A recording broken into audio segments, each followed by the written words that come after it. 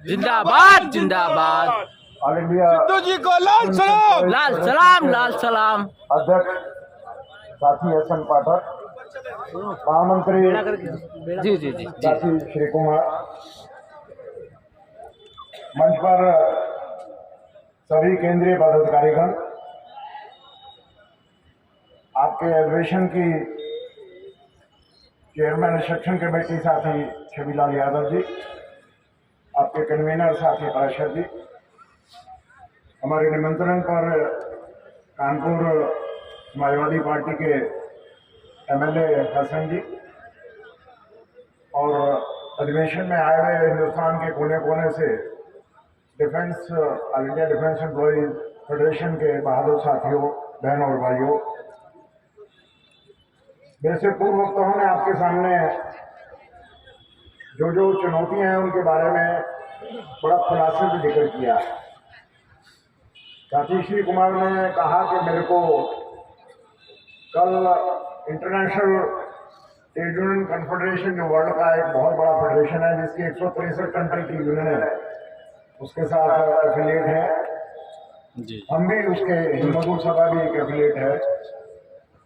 वो 4 दिन का वर्ल्ड कांग्रेस जो है वो बर्लिन में मेलबोर्न में ऑस्ट्रेलिया में हो रहा है। मैं कल 2 बजे की फ्लाइट है। मैं दिल से चाहता था कि मैं आपके बीच में पूरे डेलीगेट सेशन में भी रहूं, परंतु मैंने अध्यक्ष जी से और महामंत्री जी से इस बारे में क्षमा मांगी कि मैं अगर इजाजत हो तो मेरे को उसके लिए मेरा क्यों कंसर्न है, क्योंकि अभी पीछे आईटीयूसी एशिया पैसिफिक की जनरल काउंसिल की मीटिंग सिंगापुर में हुई अभी 1 महीना पहले, और मैं बीइंग एफिलिएट ऑफ द आईटीयूसी मुझे जाने का मौका मिला जिसमें 33 कंट्री की यूनियनें आई हुई थी। मैंने अपने देश की जितनी भी चुनौतियां हैं जो हमारे ऊपर भारत सरकार की मजदूर विरोधी नीतियों के अटैक हैं, उसका वहां पर समय मिला, मैंने उनको एक्सप्लेन किया। हमारे को सुनने के बाद आपको खुशी होगी कि 33 यूनियनों की कंट्रियों की यूनियनों ने देश के हिंदुस्तान की जो हमारे मेहनतकश मजदूर हैं उनके ऊपर जो भारत सरकार की मजदूर विरोधी नीतियों के हमले हैं उसके खिलाफ में प्रस्ताव पास किया है।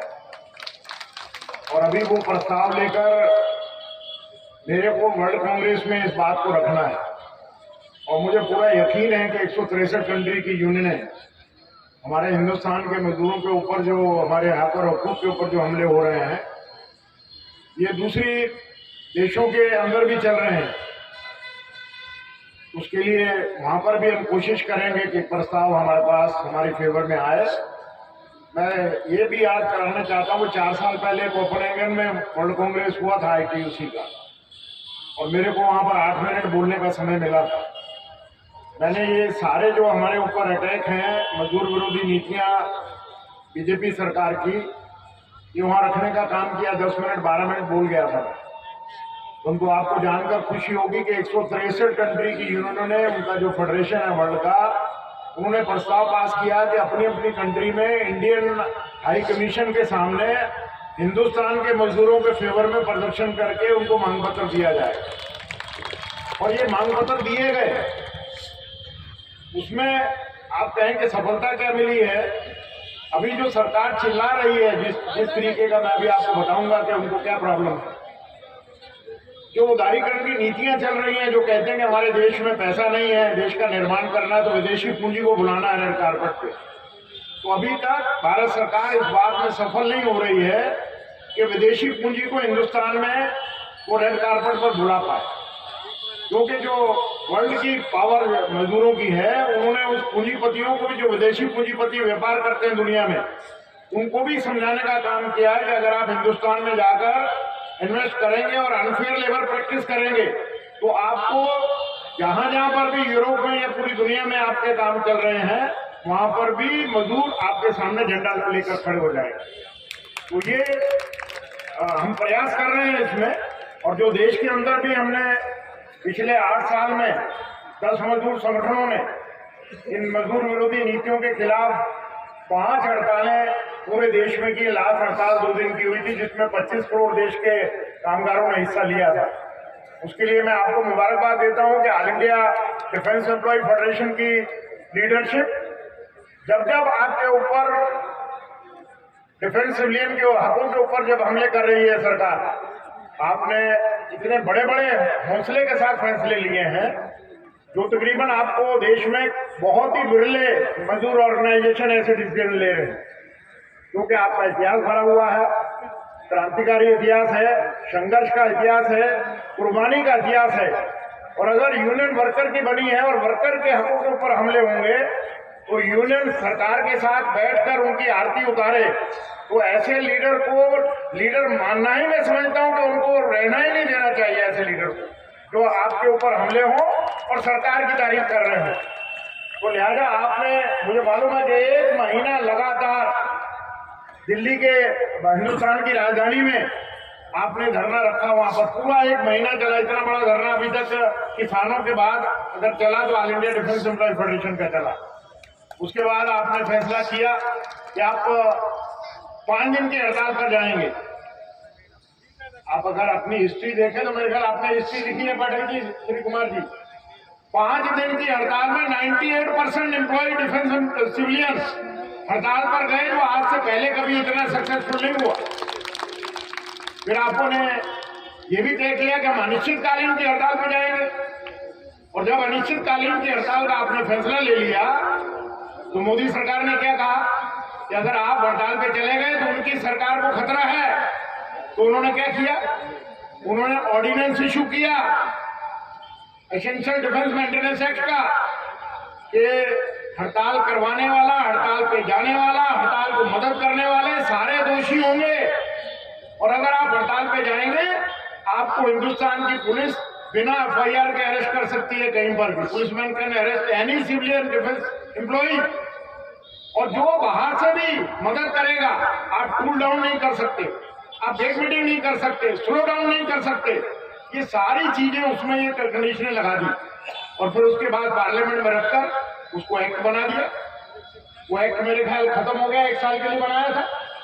उस पर भी आपके साथ बेईमानी हुई, क्योंकि जो अभी लेबर कोड आए हैं वो अभी लागू नहीं हुए हैं, परंतु जो पहले का इंडस्ट्रियल डिस्प्यूट एक्ट है उसमें प्रोविजन है कि if there is any deadlock in the negotiation with the employer and employee, union has the freedom to take a decision for going on strike.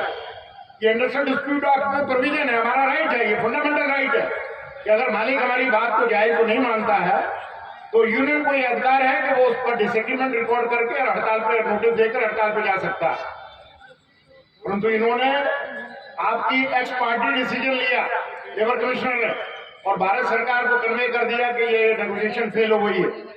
तो लिहाजा जब एक्ट आ गया, ऑर्डिनेंस आ गया, आपकी समझदार लीडरशिप ने हमारे से भी कंसल्ट किया, हमारे दूसरे मजदूर संगठन जो है केंद्रीय उनसे भी कंसल्ट किया, और ये डिसीजन लिया कि हम इसको अभी फिलहाल डेफर करते हैं, इसको बाद में निपटेंगे, पहले सरकार के साथ निपटना चाहिए। अभी देखिए, इसकी बुनियादी आप बात तो समझिए, ये लड़ाई पिछले कई सालों से पूंजीवादी व्यवस्था के खिलाफ है। देश का जो कामगार है, जो देश का निर्माण करता है, उसके ऊपर हमारे हकों के ऊपर हमले हैं। हम लड़े थे कि हमारी नौकरी की सुरक्षा होनी चाहिए, हमने ऑर्गेनाइज सेक्टर में उसको प्राप्त किया। अभी इन्होंने उस नौकरी की सुरक्षा पर मालिकों ने कहा कि ये ऐसा कैसा हम व्यापार चलाएंगे कि अगर आपने नौकरी पे रख तो लें, निकाल नहीं सकते, निकालने के लिए दुनिया भर का परचेज करना पड़ेगा। तो गवर्नमेंट ने कहा कि ठीक है, ओके, ऑलराइट, हम फिक्स टर्म अपॉइंटमेंट इशू कर देते हैं। आपको मालूम है कि भारत सरकार ने फिक्स टर्म अपॉइंटमेंट बिना बात किए इशू कर दिया कि एम्प्लॉय और एम्प्लॉयर में समझौता हो जाएगा लिखित में कि ये काम करवाना है, इतना पैसा देना है। आप यूनियन के मेंबर नहीं बन सकते और किसी यूनियन को नहीं फॉर्म कर सकते। आपकी सामूहिक सौदेबाजी, कलेक्टिव एग्रीमेंट जो कानून में प्रोविजन है, उसके ऊपर सीधा सीधा हमला हो गया कि उसमें सामूहिक सौदेबाजी नहीं होगी, इंडिविजुअल MOU हो जाएगा। ऑर्डर इशू हो गया, चालू हो गया, उसमें कॉन्ट्रैक्ट लेबर भी हट रहे हैं। मालिक जो है वो MOU पे फिक्स टर्म अपॉइंटमेंट पे जाने के लिए ज्यादा खुश है। परंतु हमारी आवर्स ऑफ एम्प्लॉयमेंट 1886 में लड़ाई लड़ी थी कि 24 घंटे में से वर्कर जो है साइंटिफिक वे में 8 घंटे से ज्यादा काम नहीं कर सकता। 8 घंटे उसको आराम चाहिए, 8 घंटे अपने सोशल और फैमिली के लिए चाहिए। ये 1886 की लड़ाई में जब शिकागो में हुई, हम लेबर डे मनाते हैं 1 मई को। अभी हमारे देश में जब अंग्रेज राज करते थे, जो ILO का गठन हुआ 1919 में, पहला नंबर 1 जो उसका रेजुलेशन है, कन्वेंशन है, वो आवर्स ऑफ एम्प्लॉयमेंट के ऊपर है। उसको भी इन्होंने चेंज कर दिया अभी लेबर लॉज में कि 9 घंटे होगी, मालिक चाहे 10 घंटे, 10 घंटे 12 घंटे, 12 घंटे से भी ज्यादा अगर मालिक चाहेगा तो 14 घंटे तक भी आपसे काम ले सकता। उसको इतनी बड़ी अचीवमेंट को भी इन्होंने सिर्फ ईज ऑफ डूइंग बिजनेस, व्यापार के लिए क्या सुविधाएं सरकार दे, इसके लिए काम कर रही है सरकार। ये पूंजीपतियों की सरकार है, गलतफहमी में नहीं रहना चाहिए। और पूंजीपतियों की सरकारें दुनिया में काबिज हो रही हैं। ये लड़ाई पूंजीवाद की और हमारे मजदूर की है। तो इसलिए हमारे को मालिक सारा दुनिया का इकट्ठा हो गया है, सरकारों का दबाव बनाए हुए हैं। और हमारे देश में भी बहुत समय से जितने भी एम्प्लॉयर हैं वो मांग कर रहे थे हमारे इंडियन लेबर कॉन्फ्रेंस के अंदर, प्रधानमंत्री के सामने और लेबर मिनिस्टर के सामने के labour law should be flexible. अंत में उनकी मांग को इन्होंने मान लिया। अब हमारे जो 44 कानून हमने देश की आजादी से पहले अंग्रेजों से लड़कर और उसके बाद जो हासिल किए थे, उसमें चाहे फैक्ट्री एक्ट है, चाहे इंडस्ट्रियल डिस्प्यूट एक्ट है, चाहे उसमें आपका कंपनसेशन एक्ट है, वो सारे के सारे बदलकर इन्होंने अब 4 कोड में ले आए। अब 4 कोड में इन्होंने जो मालिक चाहते थे, जो वर्कर के हित की बात थी, उसको हटा दिया। मालिकों के हित को रखते हुए ध्यान में ऐसे प्रोविजन कर दिए उसमें। और अभी तक इसके खिलाफ मैं बड़े अफसोस से कह रहा हूं, हिंदुस्तान में कोई पॉलिटिकल पार्टी नहीं बोल रही है। गरीब के बारे में बोलते हैं। अब गरीब का क्या मतलब है, क्या डेफिनेशन है गरीब की? प्रधानमंत्री जी भी बोलते हैं गरीब के बारे में, वो कहते हैं मैं भी एक गरीब घर का बेटा हूं।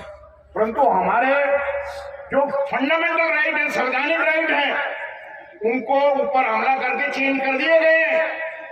अब हम हड़ताल पे नहीं जा पाएंगे। पहले सिर्फ एसेंशियल कैटेगरी को हड़ताल का नोटिस देना पड़ता था। अब इसमें कोड में कर दिया कि नथिंग डूइंग, एसेंशियल हो या नॉन एसेंशियल हो, अगर आपने हड़ताल पे जाना है तो आपको स्ट्राइक नोटिस देना पड़ेगा। और जिस दिन हड़ताल का नोटिस दोगे उसी दिन से reconciliation deem to have start. और during reconciliation meeting you can not go on strike. और अगर आप उस दौरान में रिकंसिलेशन के बीच में हड़ताल पर जाएंगे वो गैरकानूनी होगी। गैरकानूनी होगी तो आपकी रजिस्ट्रेशन खत्म होगी, पहला नंबर, आपकी रिकॉग्निशन खत्म होगी, नंबर 2, आपके दफ्तर सील किए जाएंगे, बैंक अकाउंट सील किए जाएंगे, आपके खिलाफ आपको पकड़कर जेल में भेजा जाएगा। वो प्रोविजन ऑलरेडी आपके उसमें डिफेंस एसेंशियल मेंटेनेंस एक्ट में प्रोविजन है वो सारा। तो आप हड़ताल करना जो है अब बहुत मुश्किल हो जाएगा। हड़ताल करना जो, जैसे पहले हम अपनी मांगों के लिए जहां पर भी हमले होते थे, एक हमारे पास लास्ट रिजॉर्ट था कि हम मालिक को कहते थे कि अगर हमारी बात को जाए तो नहीं मानोगे, जो कानून है उसको नहीं मानोगे तो हम हड़ताल पे जाएंगे। तो अल्टीमेटली कहीं ना कहीं समझौता हो जाता था। हम कोई प्रोफेशनल स्ट्राइकर तो है ना। परंतु अगर आप देश की आजादी के बाद का समय देखें, चाहे वो 60 की हड़ताल है, चाहे 68 की हड़ताल है, चाहे वो रेलवे की 74 की हड़ताल है, उसके बाद सरकारों ने बातचीत करके हमने जो वर्कर के हित में जितने फैसले लिए थे, उसमें हमारी पेंशन का मामला बहुत बड़ा इशू है कि आदमी 60 साल नौकरी करे और नौकरी करने के बाद रिटायर हो जाए तो भूखों मरे, उसके बाद बुढ़ापे का सहारा पेंशन नहीं है। हमारी डिमांड थी कि लास्ट पे ड्रांट शुड बी दी पेंशन, परंतु हमने 50% अचीव की, परंतु उसके ऊपर भी हमला हो गया। अब 1 जनवरी 2004 के बाद जब अटल बिहारी वाजपेयी जी थे, उस वक्त भी बीजेपी नंबर 1 सरकार थी, उसके ऊपर हमला होकर उन्होंने नई न्यू पेंशन स्कीम लिया है। अब जो न्यू पेंशन स्कीम के मेरे ख्याल से लाखों में कर्मचारी भर्ती हो गए हैं हर डिपार्टमेंट में, और उनकी अगर जब रिटायरमेंट के बाद पेंशन कैलकुलेट करेंगे तो मेरे ख्याल से 7,000 से ज्यादा किसी की पेंशन बनेगी नहीं, जो हाईएस्ट पे भी ले रहा है। और परंतु अगर मैं रेलवे से हूं, मेरा पेरेंट यूनियन रेलवे है, अगर जो चीज हमने अचीव की थी, जो हमारे हाथ से चली गई, जो हमारा लोको ड्राइवर है, ये हमारे बैठे हैं रेलवे के लीडर, अगर मेल ड्राइवर रिटायर होता है तो उसकी पेंशन 85,000 रुपया है। तो इन्होंने कहा कि इतनी पेंशन हम दे नहीं सकते हैं, क्योंकि उसके ऊपर मालिकों ने ये सवाल उठाना शुरू कर दिया कि ये इनका जो एक्सपेंडिचर है सैलरी के ऊपर, वो 52 से भी 60% उस पर जा रहा है, तो व्यापार कैसे चलेगा? तो लिहाजा उन्होंने, अगर आपको पेंशन चाहिए तो आप अपनी तनख्वाह में से 12% कटवाइए, 12% एम्प्लॉयर देगा, और उसके बाद आपको जो पेंशन कैलकुलेट होगी वो भी आपका पैसा शेयर मार्केट में लगाएंगे हाई रिस्क के ऊपर। और शेयर मार्केट किसके कंट्रोल में है? मुझे बता दो कि देश के अंदर कौन शेयर मार्केट को कंट्रोल करता है? वो सारे का सारा विदेशी पूंजी है। वो जब जी जाएगा शेयर को गिरता है, जब जी जाए शेयर को खड़ा करता है। हमारे बुढ़ापे का सहारा जुए में दाव लगाकर हमारे बुढ़ापे के सहारे को खराब करने का इन्होंने पॉलिसी बना ली, लागू कर दी। अभी देश के अंदर, जैसे मेरे से पहले शिव कुमार जी बोल रहे थे कि अभी कई स्टेट गवर्नमेंटों ने कि हमारी सरकार बन जाए।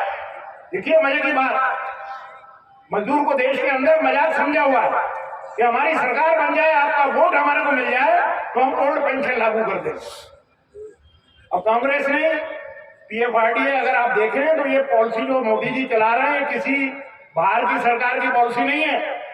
ये सारी नीति डॉक्टर मनमोहन सिंह और नरसिम्हा राव ने 91 में उदारीकरण की नीतियों को पार्लियामेंट में अप्रूव करके विदेशी पूंजी को बुलाने का, खुला व्यापार का न्योता दिया था। ये सारे उसके आउटकम हैं। और अभी ये चाहते हैं कि देश के अंदर किसी भी मजदूर का ड्यूटी अवर ना रहे। जब तक सूरज निकलने से पहले नौकरी पर आ जाओ अंग्रेजों की तरह, सूरज डूबने के बाद घर जाओ। आपको अपॉइंटमेंट लेटर भी नहीं मिलेगा, एम्प्लॉय एम्प्लॉयर का रिलेशन नहीं बनेगा, आपके ऊपर कोई लेबर लॉ लागू नहीं होगा। इस गवर्नमेंट ने क्या कर दिया, कितना बड़ा हमला कर दिया। अभी इनके ऊपर हमारे को चर्चा में मालूम है कि आप डेलीगेट सेशन में इनको डिटेल में डिस्कस करेंगे। जो लेबर मिनिस्ट्री की इंस्पेक्शन होती है फैक्ट्रियों की, कि आपके ओवरलैप एम्प्लॉयमेंट से ज्यादा काम ना लिया जाए, आपका ऑक्यूपेशनल हेल्थ है, सेफ्टी, ऐसा व्यवस्था ना हो कि आपको चोट लग जाए, हाथ कट जाए, मर जाए, उसके लिए लेबर मिनिस्ट्री की इंस्पेक्शन होती थी। ये मोदी सरकार ने उसको बंद कर दिया कि कोई जरूरत नहीं है इंस्पेक्शन में जाने की, सिर्फ मालिक को अधिकार दे दिए तो सेल्फ सर्टिफिकेशन इशू करेगा ऑनलाइन कि मैं जितने भी कानून है उनका मैं पालन कर रहा हूं, दैट्स ऑल। जब इंस्पेक्शन नहीं होगी तो मालिक क्या कुछ कर रहा है इसके बारे में किसी से छुपा हुआ नहीं है। तो लिहाजा मैं उस डिटेल में इन्फॉर्मल सेक्टर में नहीं जाऊंगा। हमारा कोशिश होनी चाहिए कि हमारे को जितने हमारे फंडामेंटल राइट हैं जिनके ऊपर इन्होंने हमले कर दिए और उसको छीन लिया, जो हमारे लेबर लॉ चेंज किए हैं, किसानों के लिए भी तो 3 बिल लाए थे। मैं किसानों के सामने अपना सिर झुकाता हूं कि उन्होंने हिंदुस्तान के अंदर एक इतिहास कायम करा। पंजाब के 32 ऑर्गेनाइजेशन आए, बाद में वो 550 देश के ऑर्गेनाइजेशनों ने दिल्ली शहर को घेर के रखा। कितने, 1-2 महीने नहीं, 1 साल से ज्यादा। और उसके अंदर एक आधा एम्प्लॉय किसान नहीं मरा, 700 से ज्यादा किसान वहां पर वो उनकी मौत हो गई उन धरनों के ऊपर। और फिर उसके बाद हमारा कोऑर्डिनेशन बना मजदूरों का और किसान का। पहली दफा हमारे 10 मजदूर संगठन एटक, सीटू और एचएमएस और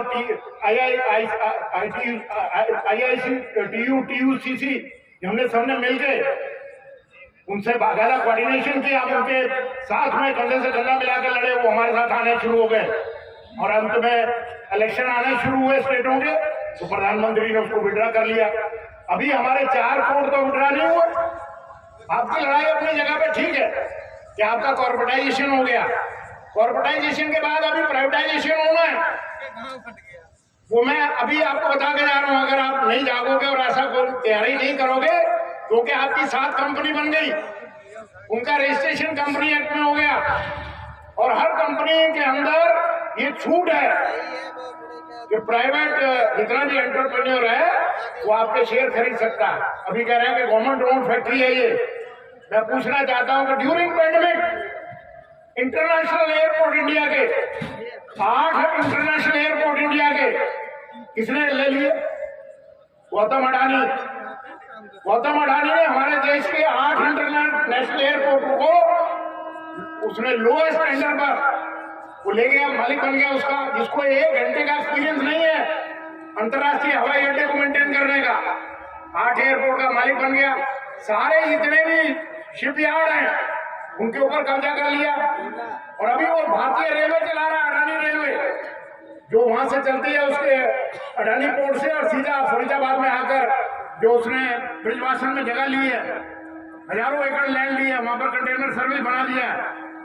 और अभी आपके सामने ड्यूरिंग पेंडेमिक गौतम अडानी दुनिया का सेकंड रिचेस्ट आदमी बन गया, दुनिया का सेकंड रिचेस्ट आदमी।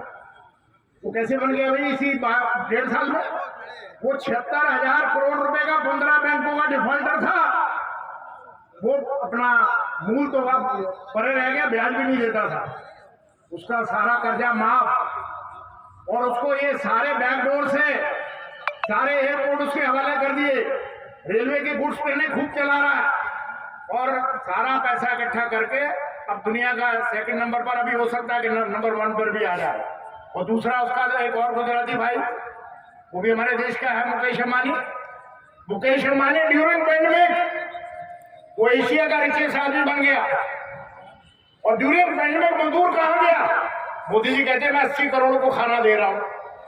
80 करोड़, 135 में से 80 करोड़ मीन 2 टाइम का खाना देने का मतलब 5 किलो गेहूं या 5 किलो चावल।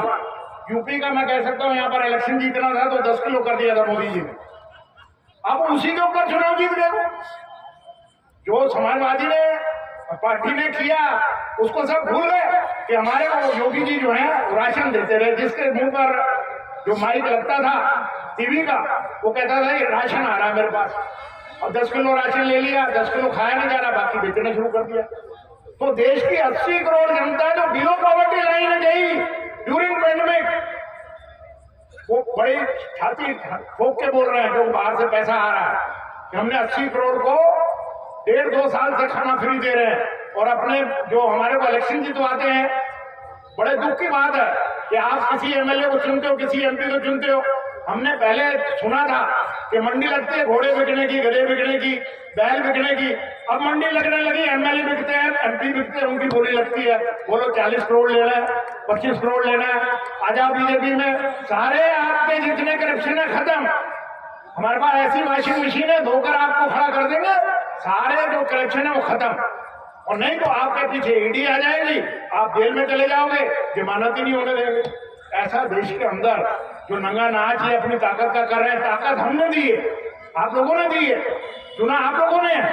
और अभी भी मैं आपको बताना चाहता हूं, क्योंकि मैं ज्यादा भाषण नहीं करूंगा, और भी स्पीकर हैं बोलने के लिए, हमारे अतिथि भी बैठे हैं एमएलए, वो भी अपनी पार्टी के बारे में बताएंगे। अभी हमारे 10 मजदूर संगठन हम दिल्ली में मिले, हमने फैसला किया, किसानों का फिर पत्र आ गया हमारे पास। अगर कोई नेता से झूठ बोलने में अगर किसी ने एक्सपर्ट लेना है, पहले कभी होता था कि अगर किसी ने पुलिस में गालियां सीखनी है तो पंजाब पुलिस के फ्लोर की ट्रेनिंग करके आ जाए तो वो एक्सपर्ट हो जाता पुलिस में। परंतु अगर किसी ने झूठ बोलने की ट्रेनिंग लेनी है तो वो बीजेपी को ज्वाइन कर ले, वो आप लोगों को आरएसएस को ज्वाइन कर लो, वो आपको झूठ बोलना सिखा देंगे। आपने ऐसा झूठ कभी देखा नहीं होगा, मैं आपको पास में सुना दूं।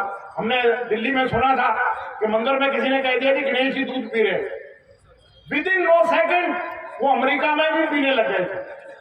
तो मतलब इतनी फायर से भी ज्यादा इनका झूठ चलता है। टीवी सब इनके पास है। आज आपकी इतनी बड़ी सभा हो रही है, ओपन अधिवेशन है, वो टीवी वाला आया, कोई पत्रकार आपको नजर आया? अगर पत्रकार यहाँ आ जाएगा तो दूसरे दिन उसकी पत्रकारिता चली जाएगी, या तो जेल में चला जाएगा या उसको नौकरी से निकाल देंगे। देखो परसों वाजपेयी को निकाला हुआ है ना, ऐसे ही पत्रकारों को निकालते हैं। अभी रवीश बचा हुआ है, उसको भी निकालेंगे। वो लिहाजा सारी प्रेस को कब्जा किया हुआ है। ईडी और सीबीआई का डर हर एक राजनेता के ऊपर घूम रहा है। अभी हम और श्री कुमार और पाठक जो हैं, हम तो रिटायर्ड गवर्नमेंट एम्प्लॉई हैं, हमारा खजाना तो सारा इनके पास है, हमारे बैंक में कितना पैसा है, कितने मकान है, तो हमारी तो ईडी आ नहीं, भेज नहीं सकता।